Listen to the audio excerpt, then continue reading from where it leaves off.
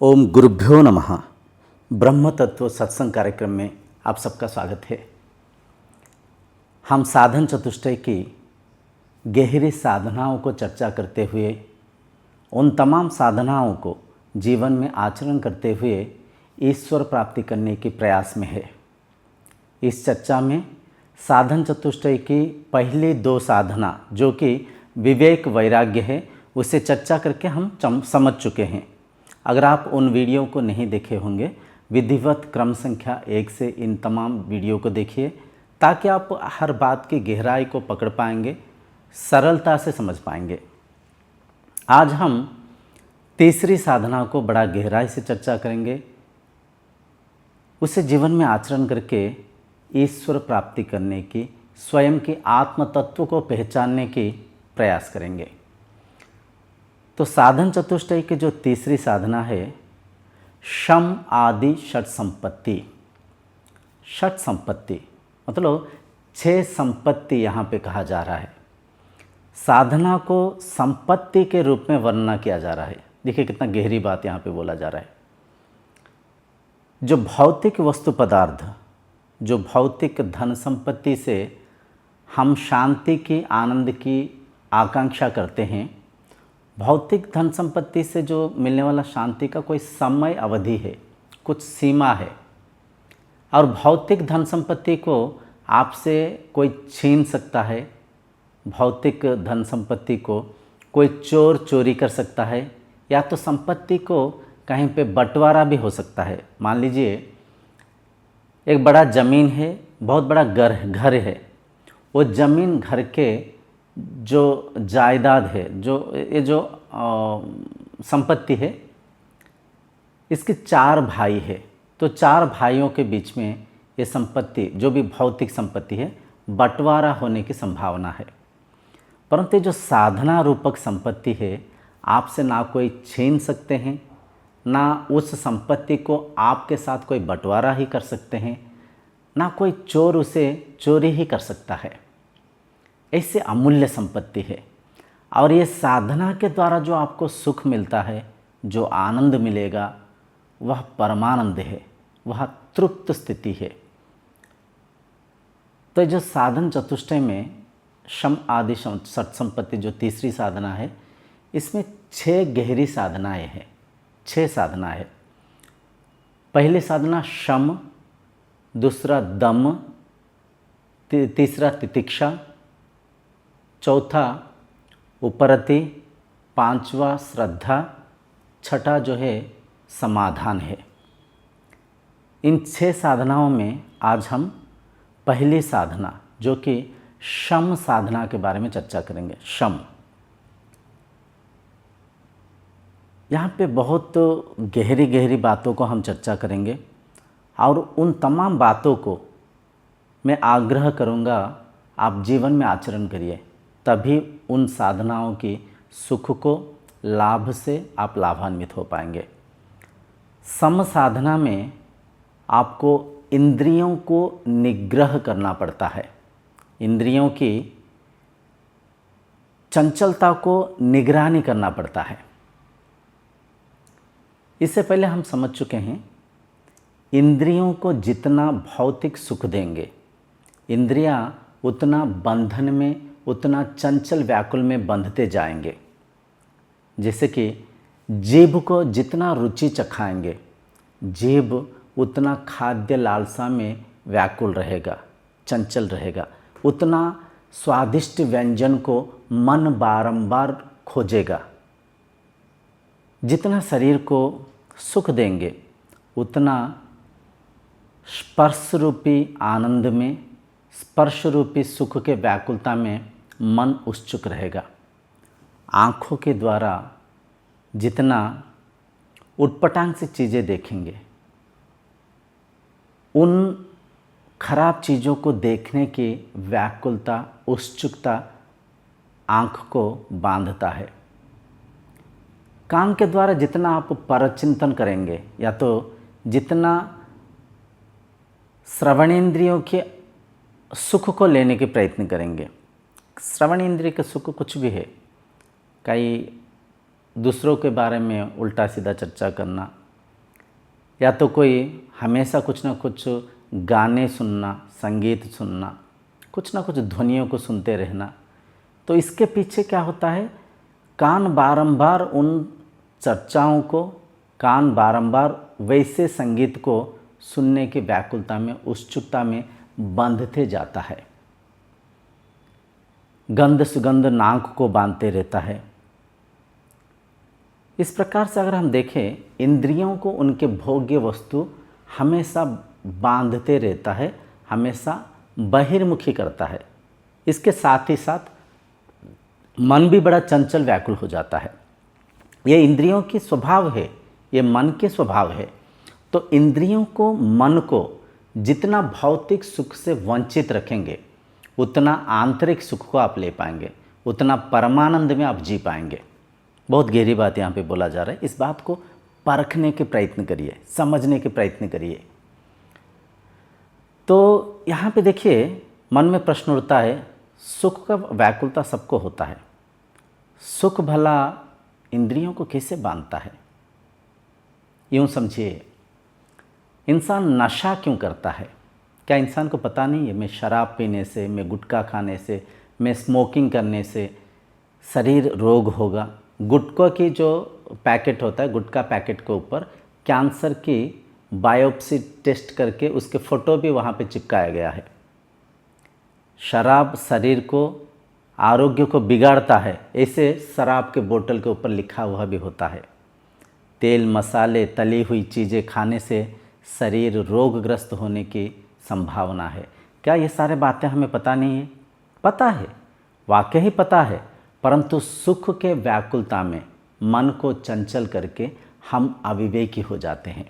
किंचित सुख के पीछे शरीर की अमूल्य आरोग्य को, मन की परमानंद को, मन की जो परमानंद स्थिति को हरा बैठते हैं, खो बैठते हैं। तो देखिए, इन बातों को आप परखिए, समझने के प्रयत्न करिए। मन को सुख चाहिए, लेकिन विवेकी बनकर मन को सुख देने की आवश्यकता है। तब क्या होगा, शरीर आरोग्य रहेगा, मन आंतरिक सुख को ले पाएगा। इस बात को मन समझ पाएगा, आप सुख के स्रोत है, आप आनंद के स्रोत है, आप जो, आपके जो सत्य है, जो कि आत्मा है, आनंद के स्वरूप होता है आत्मा। तो आप स्वयं आनंद के स्वरूप होते हुए भी आनंद को भौतिक संसार में इंद्रियों के माध्यम से ढूंढ रहे हैं, अनजाने में अशांतिग्रस्त हो रहे हैं। तो यहाँ पे इंद्रियों को निगरानी करना पड़ेगा। कैसे करेंगे? प्रश्न उठता है, कैसे करेंगे? देखिए, यहाँ पे दो पदार्थ है, एक श्रेय पदार्थ, दूसरा प्रिय पदार्थ। प्रिय पदार्थ सबसे पहले समझिए। प्रिय पदार्थ, प्रिय पदार्थ वो पदार्थ है जो हमें प्रिय लगता है, जो किंचित सुख को देता है, जो इंद्रियों की सुख के पीछे हमें प्रियता लगता है। उदाहरण स्वरूप प्रिय पदार्थों को अगर हम समझें, अच्छी व्यंजन खाना जिह्वा को बड़ा प्रिय लगता है, बड़ा खुशी लगता है। उटपटांग से दृश्यों को देखना आँखों को बड़ा प्रिय लगता है, अच्छा लगता है। कान को संगीत, नासिका को गंध सुगंध बड़ा प्रिय लगता है, बड़ा प्रिय लगता है। शरीर को आलिंगन बड़ा प्रिय लगता है। मन में लोभ, मोह, काम भावनाओं को चलाना मन को बड़ा प्रिय लगता है, बड़ा प्रिय लगता है। लेकिन यहाँ पे इस बात को हमें समझना निहायत आवश्यक है। प्रिय पदार्थ श्रेय हो भी सकता है, नहीं भी हो सकता है। प्रिय पदार्थ ही अपना दुख के कारण भी पलट सकता है। खाने के लालसा में उटपटांग से खाद्य को अगर जब खाएंगे तो शरीर रोगग्रस्त हो जाएगा। वह प्रिय पदार्थ ही आपके विनाश के कारण हो जाएगा। आजकल देखिए, टीवी में कुछ भी एडवर्टाइजमेंट दिखा के बेच देते हैं। खाने के अंदर देखिए कई सारा मसाले, food colour, ingredients, preservative items, lessons, flavours, क्या कुछ नहीं मिला देते। सुबह बनाया हुआ सब्जी शाम तक खराब हो जाता है। लेकिन यहाँ पे देखिए डब्बों में पैक करके खाने को सालों साल रखते हैं। तो क्या वह प्रिय पदार्थ श्रेय पदार्थ है? श्रेय पदार्थ मतलब श्रेष्ठ चीज़, प्रिय पदार्थ मतलब वो चीज़ जो कि प्रिय है। लेकिन प्रिय पदार्थ अपना हितकर अपने अच्छा हो भी सकता है, नहीं भी हो सकता है। लेकिन जो श्रेय पदार्थ है वो श्रेष्ठ पदार्थ है, वो अच्छा पदार्थ है। तो प्रिय पदार्थ को हम चर्चा करके समझने के प्रयत्न कर रहे थे। इंद्रियों को उनके प्रिय पदार्थ को देते समय विवेकी बनकर परखिए। इस बात को ध्यान में रखिए, क्या ये जो अन्न को खा रहा हूँ ये आरोग्यकर है? क्या ये श्रेष्ठ है? क्या ये उचित है? परखिए, थोड़ा सा देखिए। जो भी वीडियोस को आप देखते हैं, जो भी सिनेमा को या तो कोई भी चीज़ें मोबाइल से, टीवी से जो भी आप देखते हैं, या तो कोई भी किताब को आप पढ़ते हैं, इस बात को परख के पढ़िए, परख के उन तमाम वीडियोस को देखिए। क्या ये जो दृश्य को देख रहा हूँ इसका प्रभाव मेरे मन के ऊपर क्या पड़ेगा, मेरे संस्कार के ऊपर क्या पड़ेगा? इस बात को विवेकी होकर परखते हुए टीवी, मोबाइल में चीज़ों को देखिए।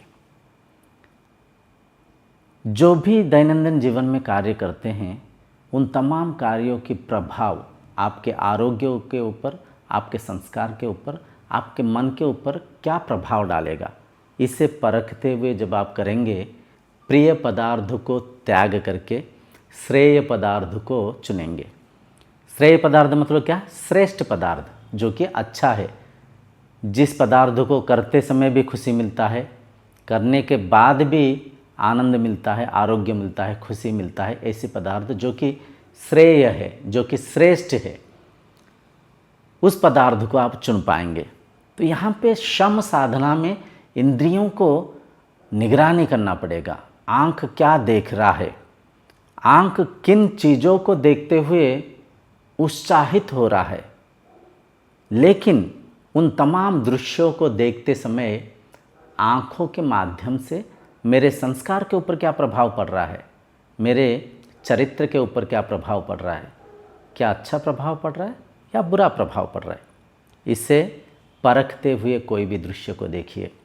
संग साथी के मेले मतलब मेल में जो भी आप चर्चा करते हैं उन चर्चा को परखते हुए चर्चा करिए, क्योंकि उन चर्चा के प्रभाव आपके संस्कार के ऊपर, आपके मन के ऊपर क्या प्रभाव डालेगा।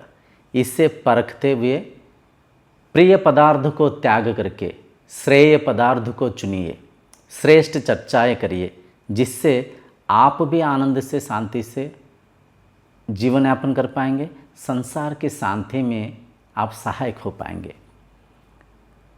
जो भी कान के द्वारा चर्चाओं को सुन रहे हैं, कोई टीवी में कोई डिबेट सुन रहे हैं, या तो मोबाइल पे कोई संगीत को सुन रहे हैं, जो भी न्यूज़ को सुन रहे हैं, जिस कैटेगरी के चर्चाओं को आप सुन रहे हैं उसे परखते हुए सुनिए।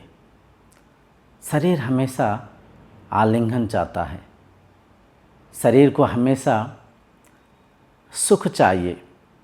तो शरीर को जो भी सुख दे रहे हैं उसे परखते हुए दीजिए। उदाहरण के तौर पे हम जो चारपाई के ऊपर सोते हैं, हार्ड बेड बहुत अच्छा है, प्लाई के द्वारा जो नॉर्मल बेड होता है वो अच्छा होता है। लेकिन उसे त्याग करके हम जब बड़े बड़े गद्दों में सोएंगे, शरीर के जो स्थिति समान नहीं रहता है, अपना जो मेरुदंड है, बैकबोन कहीं पे बेंड हो जाता है, शरीर कहीं उटपटांग सी स्थिति में रात को उस अवस्था में रहता है, सुबह फिर बदन दर्द होता है। अगर प्रकृति से संबंध को तोड़कर आप प्राकृतिक भाव के भाव में रहना शुरू करेंगे तो एसी के बिना आप जी नहीं पाएंगे, प्रकृति के साथ आप प्राकृतिक रूप से रह नहीं पाएंगे। बाल झड़ जाएगा, बाल पक जाएगा, त्वचा बहुत सेंसिटिव हो जाएगा। थोड़ा सा धूप के बाहर आप घूम नहीं पाएंगे। आपके जो सहन शक्ति है, आपके जो इम्यून सिस्टम है, वो धीरे धीरे धीरे डैमेज हो जाएगा। बिना एसी के थोड़ा सा धूप में आप बिता नहीं पाएंगे, इतना कोमल फूल बन जाएंगे। त्वचा को जो भी आप वो सुख देते हैं, शरीर को जो भी सुख देते हैं, उसे परखते हुए दीजिए। जहाँ तक संभव है प्रकृति के साथ प्राकृतिक भाव से रहिए। धूप में चलिए, सर्दी को सहने की सहन शक्ति रखिए। जो भी काम को आप मैनुअली कर सकते हैं, मिशन के मदद मत लीजिए। कपड़ा सफाई करने के लिए कोई वॉशिंग मशीन को विनियोग मत करिए। मसाला पीसने के लिए आप नॉर्मल हाथ से भी सिलबट्टा में पीसिए। कहीं पे अगर पैदल जा सकते हैं तो वहाँ पे कोई वाहनों को विनियोग मत करिए। कहने का तात्पर्य, प्राकृतिक भाव में प्राकृतिक रूप से जीवन यापन करने की प्रयत्न करिए। तो यहाँ पे आज की चर्चा को इस चर्चा के निष्कर्ष को अगर हम समझें, इंद्रियों के ऊपर निग्रह करना शम साधना है। इंद्रियां कैसे उनके विषय में बंधते जा रहे हैं। इंद्रियों को कौन से पदार्थ बड़ा प्रिय लग रहा है, परंतु क्या वह प्रिय पदार्थ श्रेष्ठ है, श्रेय है या नहीं, उसे परखते हुए विवेकी बनकर प्रिय पदार्थ को त्याग करके श्रेष्ठ पदार्थ को, श्रेय पदार्थ को आचरण करिए। शुरू में तो ये बातें बड़ा कठिन लगेगा। बोलना, सुनना और आचरण में लाने में बहुत अंतर होता है। ये गहरी साधना को सुनते समय तो बड़ा अच्छा लगता है, लेकिन जब आचरण करेंगे थोड़ा सा कठिन तो होगा। लेकिन इस साधना में बस आप इतना करिए, जहाँ कहीं पे भी आप गलती कर रहे हैं, उस गलती को परखिए, समझिए, मन को समझाइए। मैं ये जो भी चीज़ें खा रहा हूँ, गलत चीज़ें खा रहा हूँ, गलत चीज़ें पी रहा हूँ, मैं नशा करके शरीर को बिगाड़ रहा हूँ, मन को चंचल व्याकुल कर रहा हूँ, मैं बुरी बातों की चर्चा करते हुए मेरे संस्कार को बिगाड़ रहा हूँ। समझ पा रहे हैं? तो इंद्रियों की जो भी सुख को आप इंद्रियों को देते हैं, या तो जो भी प्रिय पदार्थ आपको संसार में बांध रखा है, जो भी पदार्थ आपको अच्छा लगता है, उन तमाम चीज़ों में अगर कहीं पे कमी है, कोई चीज़ बुरा चीज़ है जिसे कि आप आचरण में करते हैं, उसे परखिए, उसे समझिए और मन को समझाने के प्रयत्न करिए। मैं ये गलत चीज़ खा रहा हूँ, मैं ये गलत सोच विचार मन में चला रहा हूँ, मैं उटपटांग से वृत्ति को मन में चला रहा हूँ। सोच परख के सोचना भी चाहिए, वरना हर एक सोच की, हर एक विचार के प्रभाव भी अपना संस्कार के ऊपर, अपना मन के ऊपर पड़ता है। बड़ी गहरी बातें यहाँ पे बोला जा रहा है। आप अगर संग साथी के मेल में बैठ के कुछ अच्छा चर्चा करेंगे तो संस्कार भी अच्छा होगा, आपके विचार भी अच्छा होगा, आपका दृष्टि शक्ति भी, देखने के नज़रिया भी अच्छा होगा। अच्छा सोचेंगे तो अच्छा करेंगे और आपका संसार का भलाई होगा। बुरा सोचेंगे तो मन में लोभ, मोह, काम, क्रोध को जागृत करते हुए खुद भी अशांति में जिएंगे, समाज के अशांति के कारण भी बनेंगे। तो आशा करता हूँ इस गहरी साधना को आप समझ पाए होंगे। टीवी में जो भी एडवर्टाइजमेंट दिखाता है उसे ठीक से परखिए, समझिए, उनके उद्देश्य क्या है। ब्रह्म ज्ञान के प्रचार के अभाव से, वैदिक परंपरा को आचरण ना करने के कारण, हम सब एक परिवार होने के बावजूद, हम सब में जो आत्मा है वह एक होने के बावजूद, इस गहरी ज्ञान के अभाव से हम सब स्वार्थी बनते जा रहे हैं। सरकार को शराब बेच के, पान गुटके बेच के रेवेन्यू जनरेट करने की आवश्यकता है, और इंसान जो भी चाहे बेच के उनको मुनाफा चाहिए। उनके ऊपर आपके नियंत्रण नहीं है, आपके नियंत्रण स्वयं के ऊपर है, खुद के नियंत्रण खुद के ऊपर है। तो अगर मैं विवेकी बनकर, मैं हर दिन मेरे दिनचर्या में करने वाला काम को, कार्य को, विचार को इंद्रियों की भोग वस्तु को परखूँगा, शम साधना के द्वारा मैं मेरे जीवन में करने वाली त्रुटियों को अगर मैं समझ पाऊँगा तो धीरे धीरे धीरे धीरे अगले साधना के द्वारा हम इन त्रुटियों को, हम इन बुरे आचरण को सुधार सकते हैं, सुधार सकते हैं। इंद्रियों को, मन को खुद के नियंत्रण में रख सकते हैं। इस बात को बिल्कुल मन में बिठा लीजिए। इंद्रियों के, मन के दास अगर आप बन गए, शरीर रोगी हो जाएगा, मन भोगी हो जाएगा, संस्कार दूषित हो जाएगा, आयु कम हो जाएगा, मनुष्य जीवन जो कि श्रेष्ठ है वो व्यर्थ हो जाएगा, अनर्थ हो जाएगा, दुख में, पीड़ा में ही बिताएंगे। तो इंद्रियां, मन को जितना नियंत्रण में रखेंगे उतना शांति में, उतना आनंद में, उतना हर्ष उल्लास के साथ जीवन की रस को, आनंद को ले पाएंगे। मनुष्य के पास जब पैसा बढ़ता है, पैसा बुरा चीज़ नहीं है, पैसे की निहायत आवश्यक है, क्योंकि पैसा से ही हम अपने आवश्यकता को पूर्ति कर सकते हैं। लेकिन पैसा, पद पदवी बढ़ने के साथ साथ इंसान को माया बांधता है, भौतिक सुख आकर्षित करता है। तो उस आकर्षण से स्वयं को बचाने की प्रयास ही शम साधना, क्योंकि इस बात को हम समझ चुके हैं, इंद्रियों को जितना सुख देंगे, इंद्रियां, मन उतना भौतिक बंधन में बंधते जाएंगे, उतना चंचल व्याकुल रहेंगे। ये बात प्रैक्टिकल है, हम सब अनुभव कर रखे हैं। मान लीजिए एक व्यक्ति को रसगुल्ला खाने की बड़ा इच्छा आया, वह व्यक्ति को 2 रसगुल्ला दिया गया, वो खाएंगे, बड़ा खुशी लगेगा। इसके साथ ही साथ मन में और एक चाह आएगा, और 2 मिले काश खा लेता। तो और 2 रसगुल्ला दिया गया तो उससे खा के फिर मन में एक इच्छा जागृत होगा, और एक रसगुल्ला मिल जाए, बड़ा आनंद आ जाएगा। मान लीजिए और एक रसगुल्ला भी दिया गया, उससे खाते समय उनके भूख तो मिट जाएगा, लेकिन मन में एक लोभ आएगा, और 10 रसगुल्ले मिल जाए, उनको मैं फ्रिज में रख के कल खाऊंगा। देखिए, खाने के साथ आपकी खाने की व्याकुलता बढ़ रहा है, चंचलता बढ़ रहा है। इस बात को हम सब अनुभव कर रखे हैं। कहीं पे होटल में खाते समय कई चर्चाएं हम सुनते होंगे, उस दिन वहाँ पे जो व्यंजन को खाए थे, शादी में जो चीज़ को खाए थे, बड़ा अच्छा लगा था, काश वैसे मिल जाए, आहा, काश वैसे मिल जाए। मतलब देखिए, उस दिन की रुचि आपके मन को बांध रखा है, वैसे पदार्थ को बारंबार मन व्याकुलता के साथ, चंचलता के साथ आकर्षित होते हुए चाह रहा है। तो ये बात प्रमाण है, जितना इंद्रियों को सुख देंगे, इंद्रियां उतना बहिर्मुखी हो जाएंगे। बहिर्मुखी, आत्मा कहाँ पे है? अंदर है, आपका स्वरूप में है। तो जब आप अंतर्मुखी होंगे, अंतर यात्रा करेंगे, इंद्रियों की, मन की बंधन से स्वयं को मुक्त कर पाएंगे, तृप्त कर पाएंगे, तभी आप स्वयं को पहचान सकते हैं। इस बात को परख सकते हैं कि हाँ, मैं ही आत्मा हूँ, मैं ही ब्रह्म हूँ, मैं ही ईश्वर हूँ।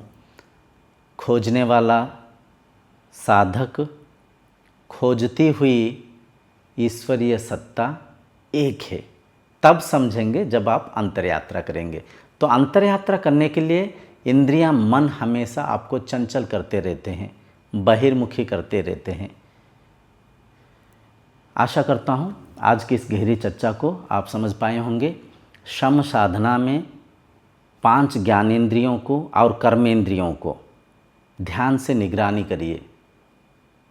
हर दिन के आपके दिनचर्या में क्या क्या त्रुटि कर रहे हैं, क्या क्या गलत आचरण कर रहे हैं, उसे परखिए, उसे समझिए।